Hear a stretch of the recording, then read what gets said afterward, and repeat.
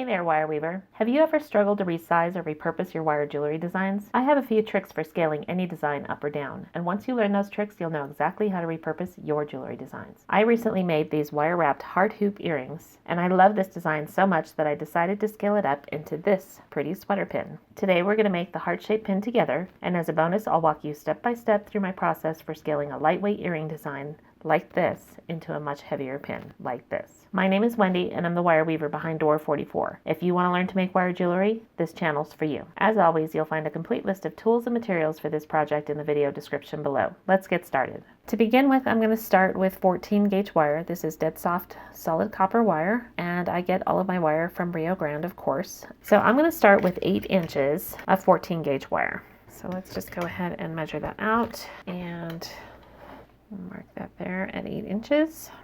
And then, as just a reminder, always use heavy duty wire cutters whenever you're cutting heavier gauge wires. I use these heavy duty cutters on everything from 14 gauge wire on down to 10 or 8 gauge wire, which is about the heaviest wire that I ever use. You don't want to use your regular wire jewelry cutters on heavy gauge wire because it will eventually ruin your cutters. So now we've got 8 inches of wire. I'm going to go ahead and measure out 4 inches. And I'm just going to mark that point there at 4 inches.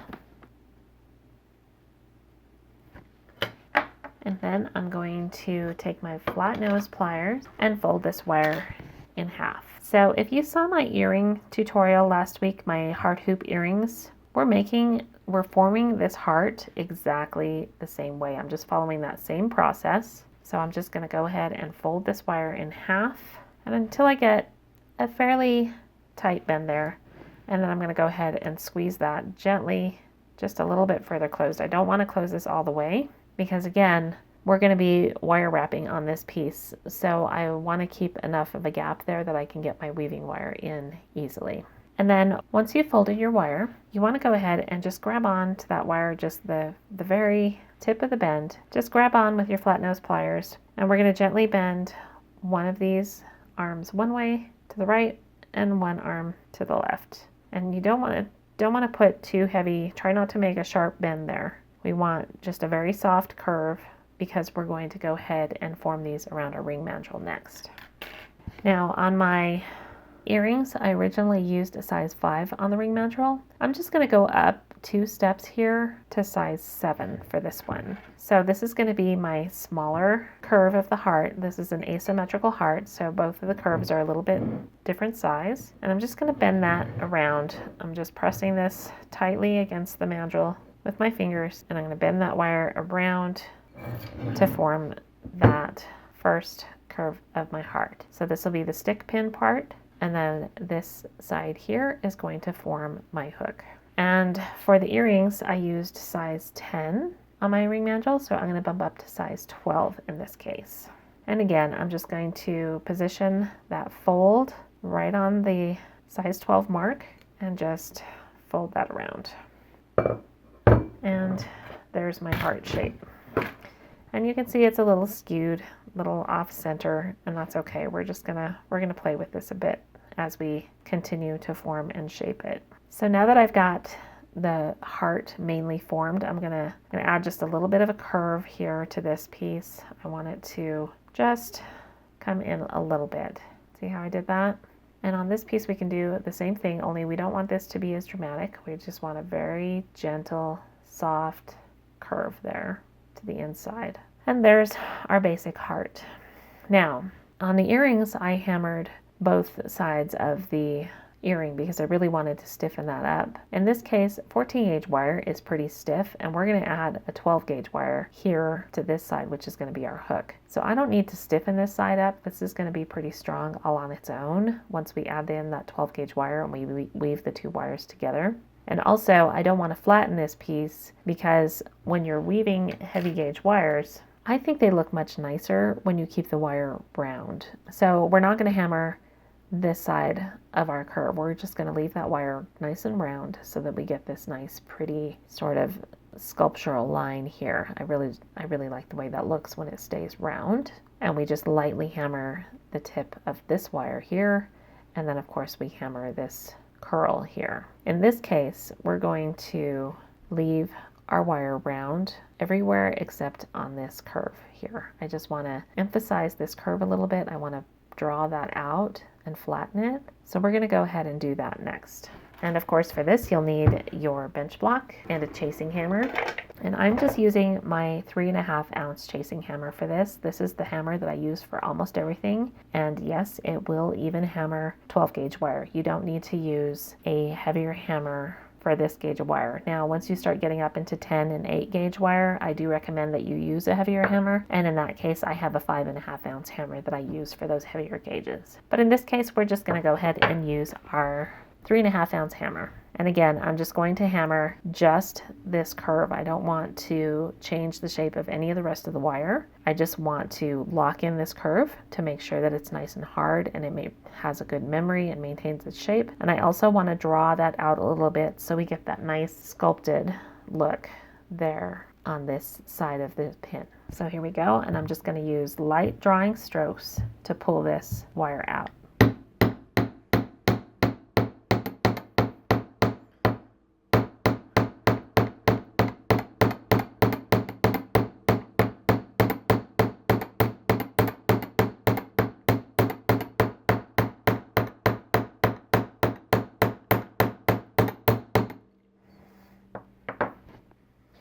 And there we go. Now that's actually going to be the back of our pin. So we made some tool marks here with this dome face hammer. They're very faint tool marks and they're fine, but we're going to actually make this the front of our pin so that when we sand and finish this edge, we have very few tool marks to deal with, and we're just going to get a much cleaner look. So that's another thing to keep in mind too. Whenever you're hammering, think about what you want to be the front side of your piece and make sure that's the side that you put on your bench block so that it comes out nice and flat and even, and you'll have fewer tool marks there to deal with when you start your sanding process and your finishing process. Okay, so I have some 12 gauge dead soft wire here, again from Rio Grande, and I always use dead soft wire, especially in the heavier gauges. I find that half hard wire is just too hard to work with, and I end up having to take the time to anneal it. And we're going to use about 5 inches of wire for this curved element that we're going to add to our heart pin.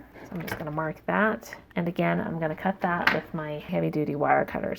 All right, so we have that piece of 12 gauge wire, 5 inches long. And now we're going to go ahead and form that with our ring mandrel. So we used size 12 on our ring mandrel to get this to form this curve here. We're going to step that down a couple of sizes, and I'm going to form this wire with size 10. And I just want to go ahead and just bend this curve, this one end around, and I want to bend it as far around as possible. So to get that last bit to bend there, I'm going to go ahead and use my soft mallet, and I'm just going to tap that down with that soft mallet. And again, I'm going to make this curve go about 3/4 of the way around, and you'll notice that it's at size 10 is the size that I'm using. So not quite all the way around. We don't want to make that curve too long. Okay, so there's our curve, and now we just want to sort of test the fit here. So I want to make sure that this is going to fit inside that other curve, and it does. It's a nice snug fit, which is good. We want it to be snug. And that is a nice length there. I like the length of this. It's not too long. It's going to give me a nice sort of sculpted element there that I can flatten, and then I'm going to sand and polish and smooth those edges so you get that nice, almost looks like liquid metal there, just dripping down past that curve a little bit. That's exactly what we want. And then you can see here we have about 1 inch left of wire that we can use to form our smaller curve. So I'm going to go ahead and form that curve using the 6mm mandrel of my step bell making pliers. So that's this one right here. And we're going to form this curve in the opposite direction. So this one's going this way. We want our other curl going the opposite direction, like you see here. So I'm just going to grab the tip of that wire with between my 4 and 6mm step, and then I'm just going to roll that around, and I want to go almost all the way, and then I'm going to look at this and see how it fits. And a lot of this, like I say, is just sort of a judgment call. Okay, so here I see a problem. So we're almost to the end of this wire here, and we need to form our hook with this wire. So let's go ahead and form that hook first, and then we're going to continue to curl this a little bit more until we get it positioned in a nice comfortable spot relative to the hook. So to form that hook, I'm going to go ahead and flatten just a tip of this wire. I'm going to paddle about 1/4 inch of this wire here, and that's what we're going to use to form our hook. So again, I'm going to pull out my bench block and my 3.5 ounce hammer, and we'll just go ahead and paddle that.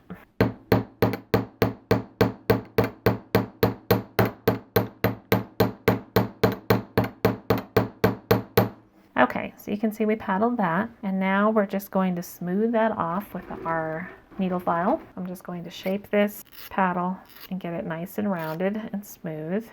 And there you can see we've rounded that off, and that looks pretty good. So now we can go ahead and form our hook.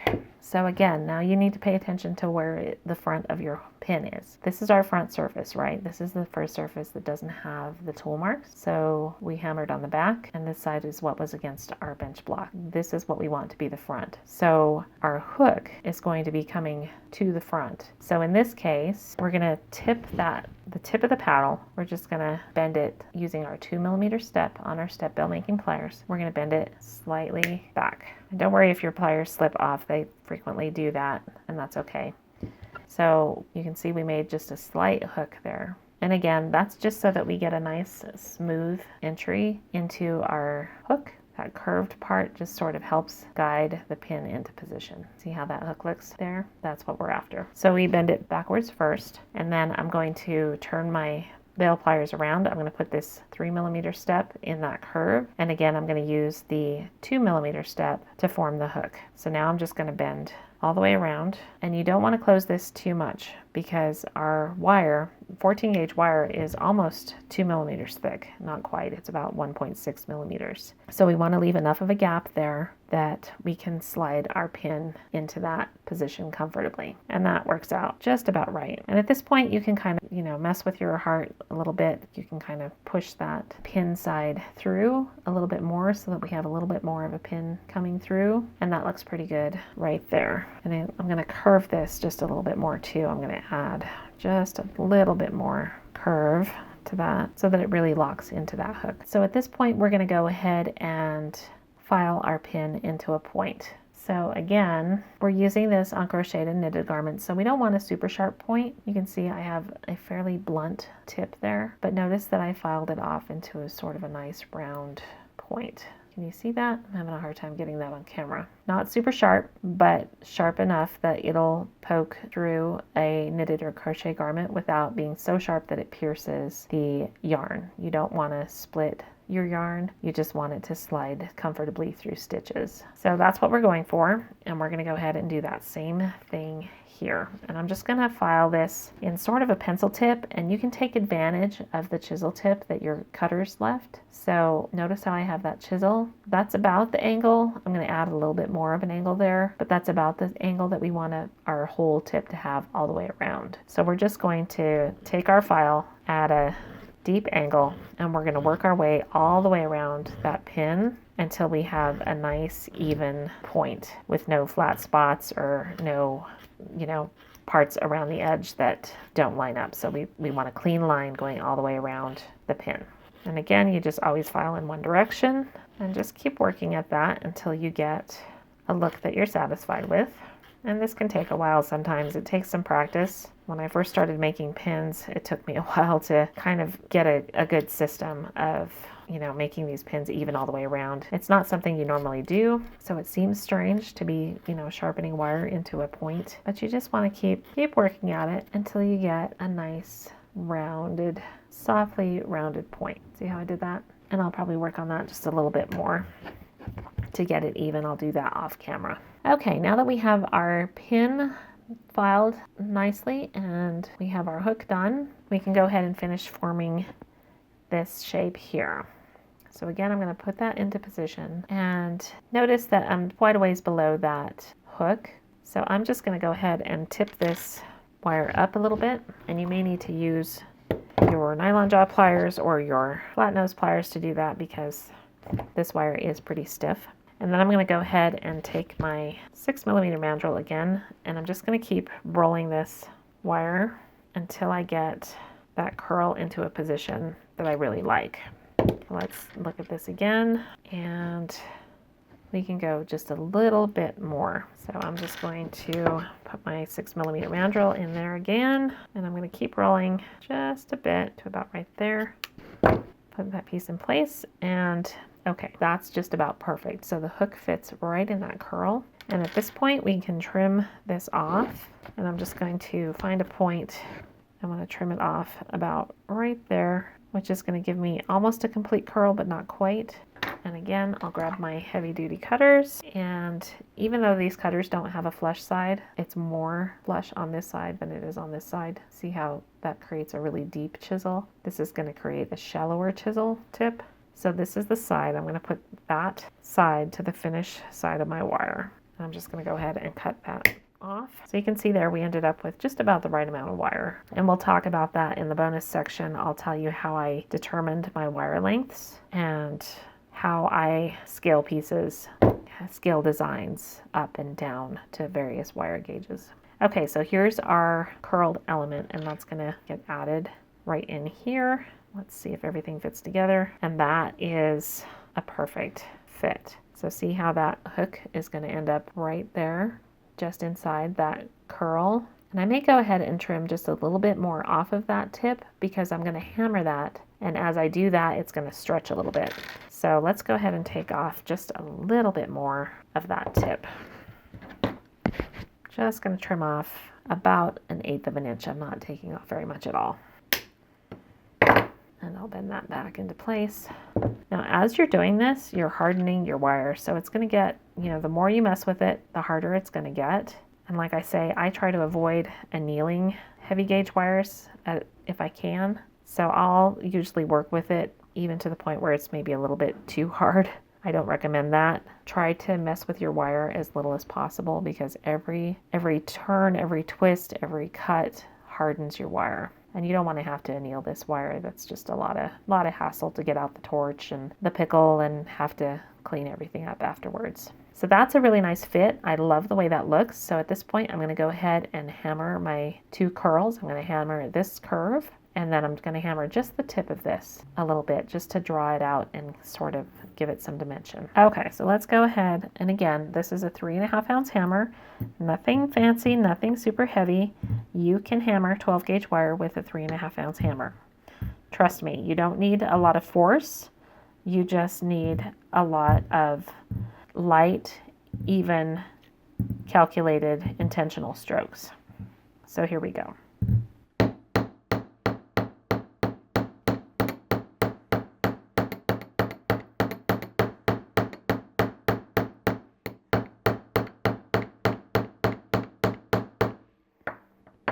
And that looks pretty good. I think I'm just going to hammer just a little bit more up here. I'm going to get a little more up onto that shaft.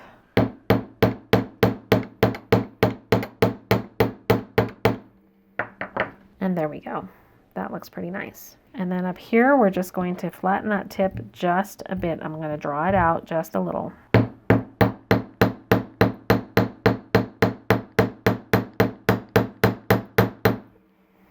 And that looks pretty good as well. Now, something I made a mistake here, and I want you to notice what that mistake is. So this is the front of my wire. I should have flipped this the other way around. I should have hammered on this side so that I would have fewer tool marks to get out in the finishing process. But this is a good example of what happens when you don't hammer on the right side or on the back side of your piece. When we get to the finishing portion of this video, you'll see what happens and why it's just easier to work on a flat surface that was against your bench block than it is to try to clean up a surface that you hammered and that has tool marks. It's okay. Totally planned that mistake so that I could demonstrate this for you. And now, of course, I'm just going to go ahead and file this paddle a little bit and get that curve looking nice and neat. I'm going to bend it this way, work on it on the inside here. And I just want a nice soft curve on that paddle. Nothing too extreme.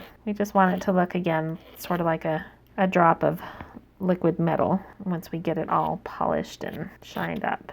And again, you can see here, it's just a softly rounded paddle there. See how pretty that is?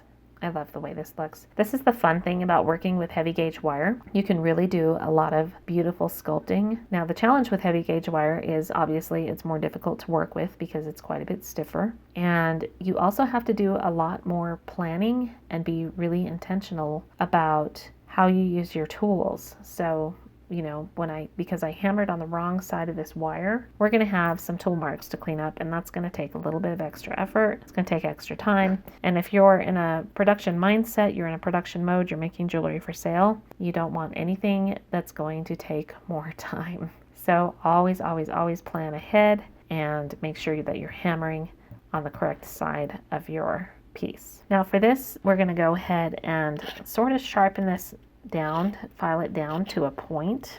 Now you can get in there and trim with your wire cutters if you like. In this case, I don't think I need to do that. I'm just going to go ahead and use my file to break down that curve and get it into a nice looking point. Now I may end up having to trim this anyway, but usually you can do this with just your file alone. It will be quicker if you trim off some of that excess wire there. But because I don't have a heavy duty cutter that I want to use on 14 gauge wire, especially hardened wire, this has been hammered, so it's now more of a half hard temper than dead soft. I don't want to use my expensive wire cutters on this, so I'm just going to go ahead and work it down with my file.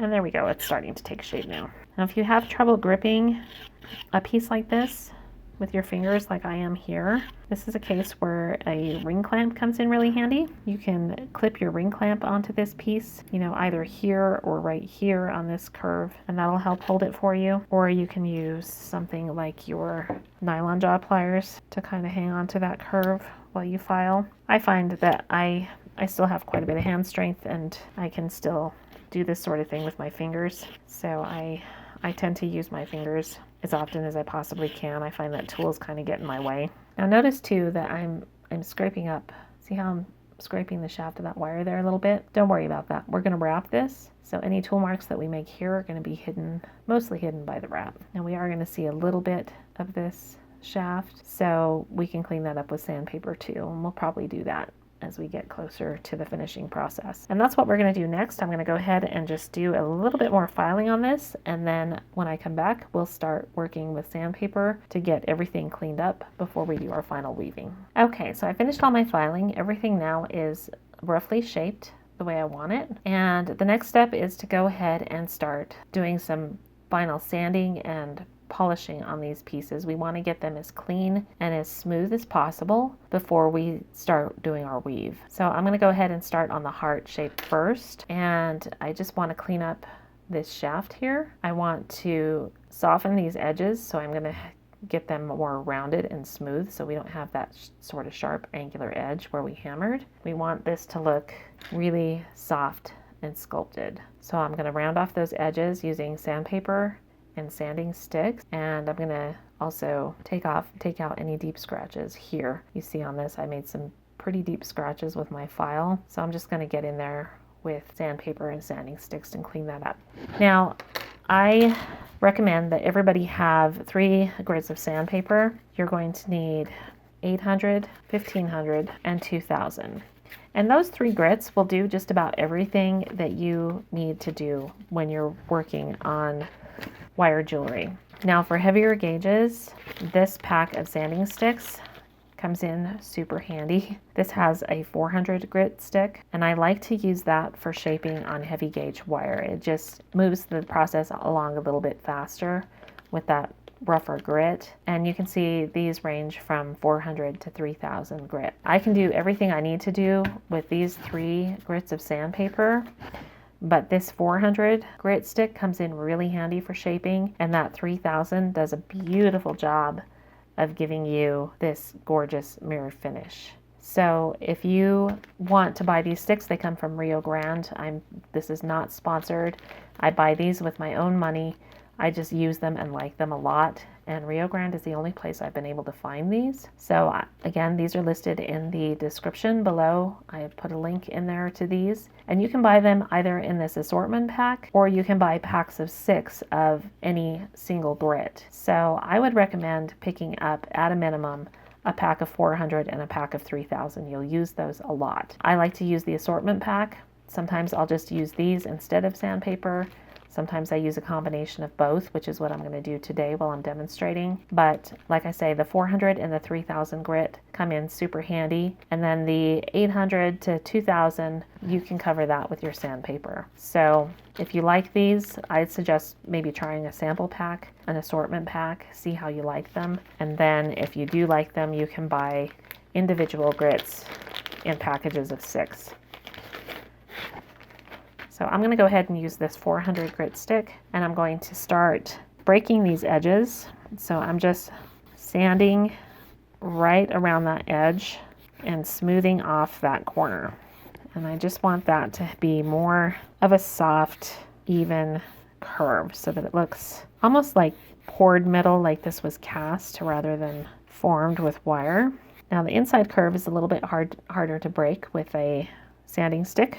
So I'm going to do that with my 800 grit sandpaper. But you just want to keep working on that until you get a softer curve. And you can see that starting to break down. You can see how you don't see that sharp edge where I hammered. Whereas here you have that really distinct, almost a square edge where it was hammered. That's what we want. We want nice, soft, smooth edges. So break those edges down. And like I say, we'll do that inside edge with 800 grit sandpaper because it'll just be easier to get in that edge without. These are fairly flexible. They have a foam core, so they're pretty soft and pliable, but they're not going to get down in that curve. So I can do a little bit of sanding there on that curve. I can break it just a little bit, the inside edge, but it's going to be easier to do with sandpaper. And then up here where I got some of those deep scratches, again, I'm just going to use this 400 grit stick to kind of take some of those deep scratches out, and then we'll finish cleaning that up with sandpaper as well. And you can shape your tip a little bit more with the sanding stick if you like. It's a little bit easier to shape these sometimes with sanding sticks or sandpaper than it is with a file. You're just going to get a rough shape with your file, and then you can refine that with your sanding materials. Okay, so let's talk a little bit about sanding. Now I'm working on this pin portion here, and I'm using my 800 grit sandpaper, and I'm just working my way all around that shaft to smooth out any of those rough scratches that I made with my file while I was sharpening this tip. And I'm going to soften that tip off as well. So we don't want that to be sharp. We want a nice blunt, roundish point there so that it doesn't pierce any yarn fibers. We want it to just glide through stitches. So sort of like if you're familiar with crochet or knitting, you have, a blunt tip darning needle that you use to weave in ends or to sew seams. That's kind of what we want. We want that type of blunt round edge there. And then here on this hook, I'm just gonna work on this edge a little bit. I want that nice and smooth. Don't want any sharp bits there. And we can also work on that curve a little bit. If we got some tool marks in there, just fold our paper and get it in there in that little curve of the hook and get that cleaned up. And again, you can break these edges a little bit if you like, soften them up. We want everything to look like it's sculpted. We don't want any sharp, abrupt edges. So just soften everything up a little bit. And then up here, when we form this bend, you might have gotten some tool marks there. You can see I have a big tool mark there. So I'm going to go ahead and sand that out as well. And that's still pretty deep, so I'm going to get in there with my 400 grit sanding stick and take that out. There we go, that's a little better. So just look at your pieces and find, any spot that needs a little touch up. Go ahead and work on that. And now I'm going to work on this curve here. So I'm really just going to, one of the ways I like to do this is just press it down on my flat workbench and just really sand that surface.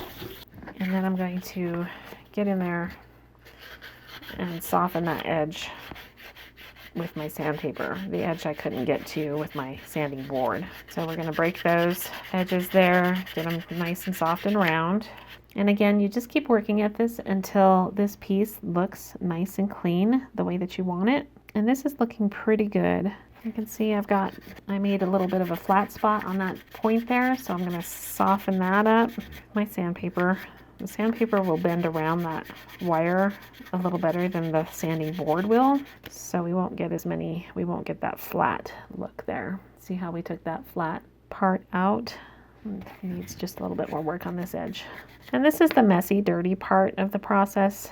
Again, this is sort of the beauty and the curse of working with heavier gauge wires. On heavy gauge wire, because especially when you have exposed wire, you really want to sand these to perfection if you can. Spend as much time on this as you can. Get them looking nice, because it just adds so much to the look of your finished piece. It's just so much prettier. And I'm just going to do a little bit more sanding here with the 800 grit, and then I'm going to go ahead and bump up to my 1500 grit, and that looks pretty good. So I'm going to go ahead and switch to 1500 grit, and I'm going to sand this up, and then I'll be right back. Okay, so we've sanded with 800 grit and 1500 grit sandpaper, and now I'm moving up to my 2000 grit, and we're just going to continue refining this piece, smoothing it off. We want everything nice and smooth. And as you start using this 2000 grit paper, your finish should start looking a little bit more shiny. So the 800 is going to make it a very soft, brushed, matte look. The 1500 is going to be a little bit more refined, and you're going to start bringing back some of that shine. And then your 2000 should give you a very, very soft matte look with kind of just a little bit of a sheen to it. So just work on all the parts that you've sanded earlier with your other two grits. Make sure has the same sort of sheen to it. And we're going to work on that hook just a little bit. I just want to get the edges of that hook, make sure that there's no sharp edges there and that it's nice and soft. And I'm going to fold this and get in that curve of the hook there. And just feel your piece and make sure that you don't have any sharp edges. Everything feels nice and soft and smooth. My tip is nice and soft now. And everything here is looking really good. We don't have any more flat spots there. There's maybe just a little hint of a flat spot, which I can knock off with this 2000 grit paper. So just here on this point, I'm going to break that down a little bit so that we don't have that look of a flat spot there. See how easy that was to buff that out? That looks a lot better. Okay, so this piece is nice and soft. All of the edges are nice and round. And you can still see some brush marks there where we sanded. And that's where this 3000 grit sanding stick comes in so handy. This does such a beautiful job of buffing those really fine scratches out, and it brings out that beautiful shine. So just these 3000 grit sticks alone are worth their weight in gold. They do such a beautiful job. And we just want to buff everything nice and smooth. And again, we're going to hit that hook, get that buffed up. And there we go. You can see how shiny that's getting now. And I haven't done a super good sanding job on this because I'm trying to get this filmed before I lose light. So I'm not spending as much time on it as I normally would to get everything sanded to perfection. I spent quite a bit of time getting this guy sanded, and you can see that the results are beautiful. It turned out really nice. I love the way this piece turned out. But for demo purposes, I'm gonna kind of rush through this a little bit because we're gonna have to do quite a bit more work on our scroll here. And the reason why is because, of course, I hammered on the wrong side of this wire. I hammered on this side, which is my forward side. I should have flipped this over this way on my bench block and hammered on this surface so that this surface would be smoother. But like I say, it's almost like I planned that because it gives me an opportunity to show you what happens when you hammer on the front surface of your wire. So I'm using this 400 grit sanding stick to shape this point. Again, I'm just knocking off those edges, smoothing it off, rounding it off. And I want you to see what happens here. Can you see how those tool marks really stand out now? See how I'm just filing or I'm sanding on the high points of those tool marks, and it makes them even clearer and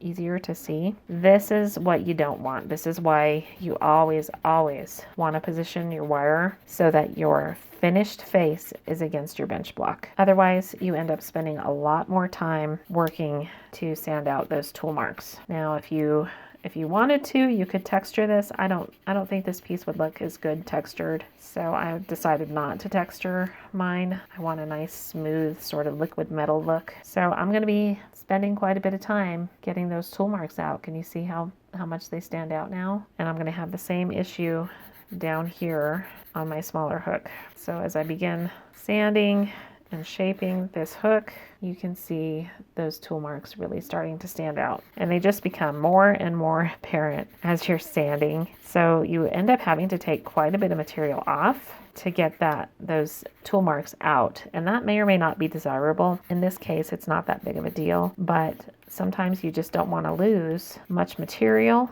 because if it's structural, you may need that extra material for strength purposes, or you may just want, you know, a more of an emphasis on your sculpted edges, and you want them to look a little thicker. But when you have tool marks to get rid of, as I do here, you're just going to end up taking quite a bit of material off. So I'm going to go ahead and go off camera and get these tool marks sanded out of here. But I just wanted to show you that this is what happens. This is why I always recommend that you determine what is the front face of your piece. In this case, this was my front face. I should have put this down on my bench block like this, and I didn't do that. I had it in my notes to tell you. I forgot to mention it. I just went ahead and plopped it down on my bench block and started hammering. So this is a mistake, a common mistake that everybody makes, even people who make jewelry all the time like me. So don't feel like you've done anything wrong if that happens, but just know that you're going to have to spend a little bit of extra time and energy to get that corrected. So I'm going to go ahead and go off camera and get the sanding done, and then I'll be back and we'll finish assembling our pin. Okay,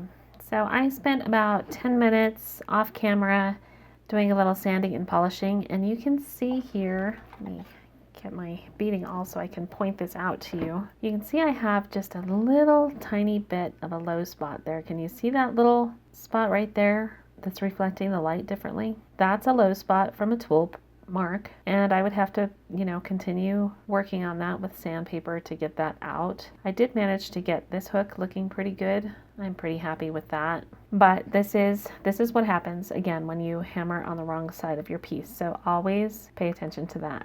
And this piece here is looking pretty good as well. We did hammer on the correct side here. This is the back of our pin, and notice that's where our tool marks are. So this piece was pretty easy to clean up. You know, there was just more of it, so it took about the same amount of time, but I was able to get that cleaned up pretty easily. This one was a lot more work, and I had to take a lot more material off in order to get those tool marks out, and I'm still left with just that tiny little tool mark there. And what's going to happen with that, when I patina, that's going to take patina, and you're always going to see that little mark there. It's never going to, you won't be able to polish it completely out unless, of course, you continue polishing with sandpaper or something, you know, some material that takes away material. But at this point, we're just going to call that good so that I can show you how to finish assembling this pin. I'm going to go ahead and start the weaving. And to do that, I'm going to use 28 gauge wire. And I honestly don't know how much wire this takes. I just work off of a plastic bobbin. So I wind as much wire as I think I'll need for several projects onto a single bobbin. And then I just work off of these plastic bobbins as I go along. And these help so much with keeping your wire under control. It minimizes kinks in your wire. It just makes it so much easier to weave. So if you've never used these and you struggle to weave, you find that your wire gets tangled, you get kinks, you have too much wire wrapping around your feet and all over your work surface, and it's just too hard to control, go ahead and start using something like this. And again, these are linked in the description along with all the other tools and materials that I've used in this tutorial.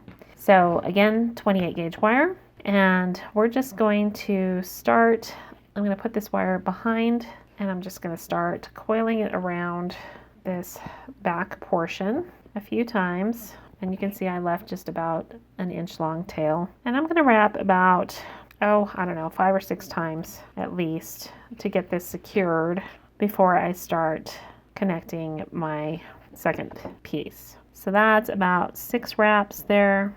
And I'm going to go ahead and leave that tail on there for now. And then I'm going to lay this piece in place. And the wrapping pattern that I'm using here, this is just a really standard wire wrapping pattern. This isn't technically a weave. So I'm going to wrap 5 times around this outer core wire, and then twice around both wires. So we're going to do 2 wraps here. There's 1 and 2, and then I'm going to go back to weaving just around, or wrapping, coiling rather, just around that outer wire. And the hardest part about wrapping this is just getting your wire in the right position as you're starting out. Once you get a few wraps established, it becomes a lot easier. This piece is going to stay in place by itself easier. You won't have to hold on to so much with your fingers. So like I say, it's 5 wraps, 5 coils around just the one wire, and then 2 wraps around both wires. Okay, so there's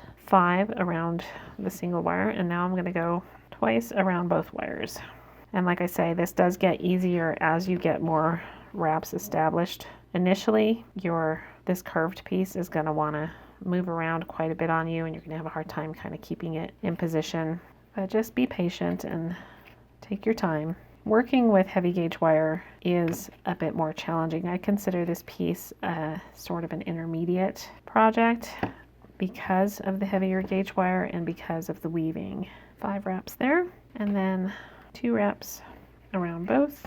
And be careful not to cross your wires. You want them to slide up nice and neatly side by side. So again, just take your time, use even tension, and compact your weave with your... I like to use my thumbnails. A lot of people don't like to use your nails, but you can use something like an orange stick, you know, a small piece of wood. Cuticle pushers, orange sticks, those work really well for this. You want to frequently compact your weave so that everything stays nice and neat. Just push that down in there, and that was 5 wraps around single wire, 2 wraps around both, and then back to 5 wraps around the single wire. So I'm just going to continue weaving like this off camera because it'll be much faster. But just remember your pattern. It's 5 coils around the single wire and then 2 coils around both. And there's my 5 coils around the single wire. And then I'm going to do 2 wraps around both wires and then back to just the single wire. Okay, so I'm going to take this off camera. I'm going to finish my weave, and then I will be back when we're ready to finish off our weaving wire. Okay, so you can see that I finished wrapping these 2 pieces together. I still have my wire tail here. I'm going to break that off in a moment. And I'm going to go ahead and I'm just coiling into this hook here. I'm going to add maybe 1 more coil there before I break this wire off. And I just want to make sure that I get everything nice and compact here in the back. And I want to break at a point where these wires, these 2 core wires, are fairly tight together, because I want that wire tail to stay deep down in there. So at this point, I'm going to go ahead and break my weaving wire. So I'm going to tug and swirl until it breaks. And you can see that that broke nice and cleanly. I don't know if you can see the end of that wire, but it's just kind of hanging out between the 2 core wires. So it's tucked in here in the back, and that's a nice clean finish to our coil. And then we're going to do the same thing here. So I'm going to break this wire tail right where it passes between the 2 core wires, because that tension between the core wires is what's going to hold that tail in there. So I'm just going to tug firmly, swirl, and break. And that piece broke down in between those 2 core wires. I can barely see it, but I can't feel it. And that's so important on a piece like this. You don't want any sharp bits sticking out. You don't want anything that's going to snag the knitted or crochet garments that this is going to be worn on. So that's it. Your pin is complete at this point. You want to just go ahead and make sure that your pin slides into your hook easily. And mine's a little bit tight, and that's just because the weave added a little bit more. It closed that gap a little bit. So I'm just going to get in there with my stepped bell making pliers again, and I'm just going to lift that just the slightest bit. You don't want to open it too much, and I don't mind if it clicks a little. I kind of like that, you know, that nice secure sound that it's closed. But you don't want it so tight that it rubs against those coils and loosens your weave. So you want to kind of find a balancing act between that. Now, where I can feel where this tension is actually happening is actually on this wire here. So it's where those 2 wires, where they cross both wires, that's the tension point. So that's good. That's not going to cause these coils back here to loosen. You can see as I move that pin in and out, my coils aren't moving. That's what we want. But that nice firm click works really well for a pin. Okay, now that we've finished weaving and we've checked our pin and everything is working, functioning exactly as we want it to, the last step is to go ahead and sculpt this a little bit. Notice that I've tipped this inner wire up just a little bit so that it sticks up above. And that just gives it a little bit of a sculptural element. But I'm also going to add just a little bit of a bend here, just to kind of emphasize that sculptural look. And then I'm going to do the same thing on this wire. I'm just going to bend it just a little bit and make sure that my pin still slides in my hook comfortably. And then I'm going to kind of just keep playing with the shape until I get a shape that I'm really happy with. And that looks really good. So notice how this has a nice curve to it now. And same thing on this side, it sort of has that nice curve. If we lay it flat on our surface, you can see there's some gap there. And we can even emphasize that a little more. Just keep bending that a little bit. And again, this just gives your final piece a little bit more dimension. It doesn't look so flat and one-dimensional.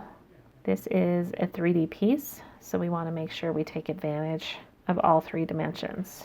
And there you go, your heart-shaped pin is finished and ready to wear. Now I'm probably going to go ahead and patina this piece.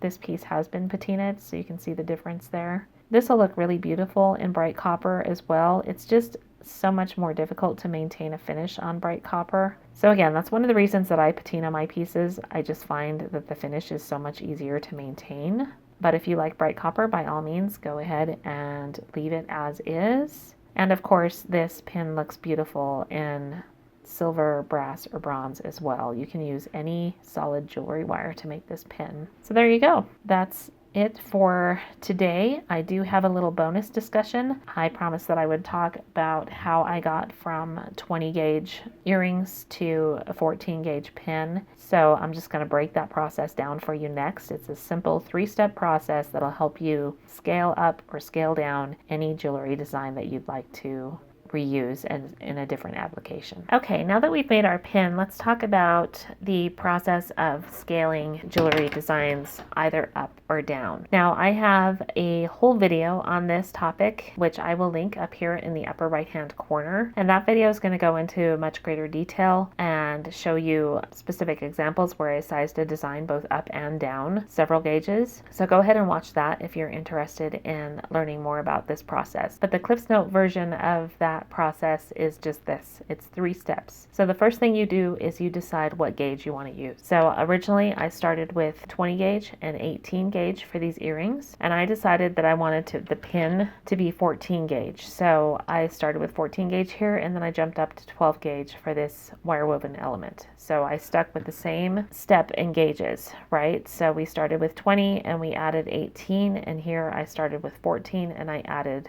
12 gauge. So now that I know my gauge, the second step is to determine how I need to change my wire measurements. So on this earring, I started out with 6.5 inches of 20 gauge wire to make the basic heart, and then I used 3.5 inches of 18 gauge wire to form this wire woven element here. Now it's been my experience that if you add about a 1/2 inch of wire per step or subtract a 1/2 inch per step, that gives you just about the right amount of wire anytime you're scaling a piece. Now there are exceptions to that, and sometimes you have to add a little bit more or take away a little bit more wire. It really depends on the gauge. But in this case, I stuck with that 1/2 inch rule. So we went from 20 gauge to 14 gauge. That's 3 steps: 20, 18, 16, and 14. You see how that works? Now for each of those steps, I added a 1/2 inch of wire. So I started with 6.5 inches of 20 gauge wire, and here I used 8 inches of 14 gauge wire, and that gave me exactly enough wire to make this pin without having a lot of excess scrap or without running out of wire.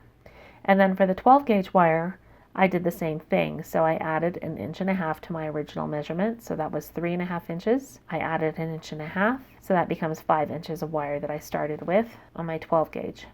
And again, that gave me just enough wire that I had plenty to work with. It was easy to make my curves, and then I was able to just go ahead and trim off the excess without being short of wire. So So that's the second step. And then the third step is you need to look at the mandrels that you're using and decide how you want to increase those. And typically I recommend that you step up about 2 millimeters in mandrel size for every step in wire gauge. Now for these earrings I used size 5 for the ear wire portion of my earrings, and then I used size 10 on my ring mandrel for the hook portion of the earrings. And I didn't want to increase this pin quite that much because I felt like it was going to be a little bit too big. So these earrings are fairly, they're fairly bold earrings. They're about 2 inches square, and I didn't want my pin to be too much bigger than my earrings. So you can see here the pin's a little bit bigger. It's noticeably larger, but it's not so big that it's going to be, a really chunky piece. And I'm going to wear this mainly on scarves, so I just didn't want it overtaking my scarf. So in this case, I just stepped up 2 sizes on my ring mandrel. So for the earrings, I started at size 5 for the ear wire portion, and on the pin, I just bumped up to size 7. And then same here, we started with size 10 for the hook portion of the earrings, and I bumped up to size 12 for the hook portion of my pin. And then that gave me just the right proportion, and you can see the proportion of this heart is a little bit different, and that's okay. That's kind of what I wanted. But these rules just sort of give you a nice guideline so that when you're scaling a piece up or down, you have a good idea of where to start in terms of how much wire you need and what size mandrels you need. And you can always tweak from that point. If you don't like your first prototype, you can always adjust from there. And then the last thing you want to look at whenever you're changing or repurposing a design is you need to think about how the piece is going to be worn and how it's going to be used. So for these earrings, these are hoop style earrings, so they're going to hang just like this. So this is going to be the right side earring, and you can see that the hook ends up next to the face and the neck. And then this is the left hoop earring, and again that hook is facing the inside, so it's hidden from the outside. So from the outside all you see are these clean lines. So that's for earrings, right? You need to look at the way the piece is going to be worn, how it's going to be worn, what it's going to be worn on, and think about how you're going to modify a design to suit that particular piece. So for our earrings, we wanted our hook in the back so that it was hidden. For our pin, we're using this on knitted or crochet garments, and we want to be really careful about snagging those garments. So whenever I make pins, I make sure that I have a clean back and that there's nothing in the back of my piece that's going to snag a crocheted garment. So in this case, I put the hook on the front instead of the back. So notice on the earrings that the hook is sort of hidden by this woven element, and that's by design. I wanted these to have as clean a look from the front as possible so that you don't see that hook. All you see is just the pretty curl there. In this case, I don't mind the hook so much being on the front, and I don't feel that it necessarily detracts from the design. So I went ahead and modified this just a little bit. I flipped that hook forward so that it wouldn't be in the back. If I don't want it in the back because it's likely to snag on something, and it makes the pin harder to take on and off.